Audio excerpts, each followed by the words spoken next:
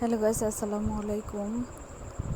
এই যে দেখছেন জাম্বুরা মাখা খুবই সুস্বাদু।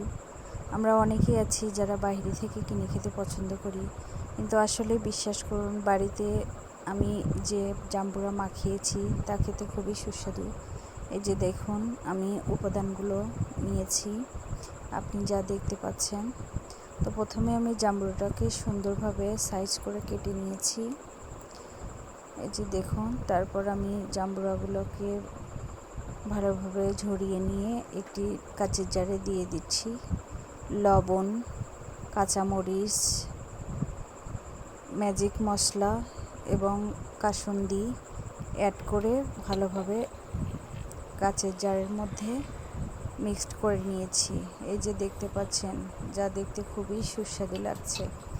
তো আসলে এটি খেতে খুবই ভালো লাগে। তো আমি এটি বাড়িতেই বানিয়েছি। সত্যি কথা বলতে আমার কাছে খুবই ভালো লেগেছে, এই জন্য আমি আপনাদের সাথে এই রেসিপিটা শেয়ার করলাম।